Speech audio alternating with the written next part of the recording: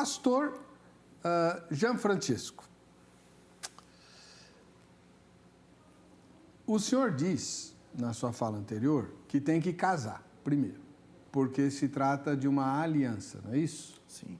E por que essa aliança não pode ser feita entre o noivo e a noiva na presença de Deus? Por que tem que ter assistência e documentação e isso e mais aquilo? Muita gente diz que, pela Bíblia, o casamento se dá quando há relação sexual. Muito bem, pergunta clara e direta, e pretendo que a resposta seja da mesma altura. Na Bíblia, o casamento nunca é uma aliança individual entre os dois, com exceção de Adão e Eva, que eram os primeiros. Não, é uma aliança pública, sempre foi, sempre será. No Antigo Testamento, no Novo Testamento, sempre há a metáfora de uma cerimônia pública de casamento. E quem mais se apropriou dessa metáfora? O próprio Senhor Jesus Cristo. Quando ele fala da noiva, que é a sua igreja, ele promete a ela que teria um tempo para comprá-la, que é a sua primeira vinda. Então ele passaria um tempo de ausência, que é a sua exaltação, glorificação, está no céu agora. Nós estamos o aguardando, o nosso noivo. Então ele promete que retornará para essa terra para consumar a aliança que ele nos fez.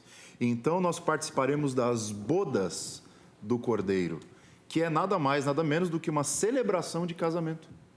Então, se você partir do pressuposto que a Bíblia não fala de casamento como uma aliança pública, você cometeu um erro teológico brutal, gravíssimo, para legitimar a sua própria imoralidade, na minha opinião. Porque, assim, todo mundo tem angústia. Eu concordo com a doutora. Mas tem angústias que valem a pena ser vividas por amor a Deus. E tem outras que não valem a pena. Por exemplo, o nosso desejo sexual. Todo mundo tem desejo sexual, a não ser que esteja passando por uma enfermidade psíquica, ou seja lá o que for. Mas essas nossas angústias espirituais, elas não nos dão o direito de transgredir princípios que Deus criou para o nosso bem. Então, por exemplo, se eu chego para você e falo assim, mas eu tenho vontade de fazer sexo. Se eu falar para você que eu tenho vontade de adulterar, você vai me entender com a mesma intensidade? Ou falar, eu tenho vontade de roubar, me dá prazer furtar coisa que não é minha. Ou se eu dizer, me dá prazer fofocar a vida dos outros, ficar falando da vida dos outros. Esse meu desejo não significa que ele pode se transformar num princípio de vida. O fato de eu ter desejo sexual é uma coisa boa. Deus criou. É santo. Só que é para ser usado num ambiente igualmente santo. Então, o casamento, embora essa legislação contemporânea de que tem que ser um contrato civil seja uma inovação do Estado moderno, isso obviamente ninguém vai dizer que na Bíblia tinha isso. O conceito de Estado é pós-Revolução Francesa.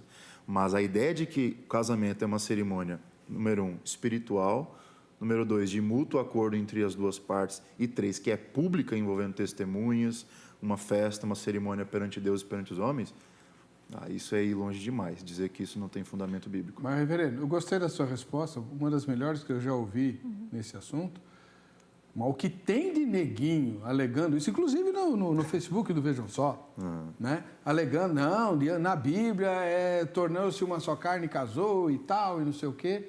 E isso tem implicações que daqui a pouco eu vou trazer para o senhor. Mas então ficou bem claro para você, de um homem de Deus, que não tem a irritabilidade que eu tenho normalmente em relação a isso. Porque pelo menos não em público.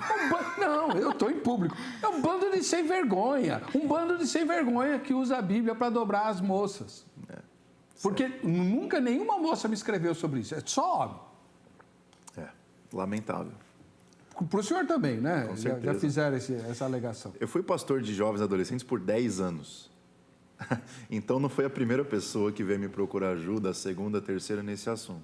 E às vezes, de fato, a pessoa ela quer perguntar para você, não porque ela tem dúvida, ela quer te questionar mesmo, ela quer te testar. Às vezes ela tem angústia de fato, quem sou eu para julgar? Mas a gente ajuda na medida que Deus nos dá discernimento e, enfim, a gente tem uma resposta para essas perguntas.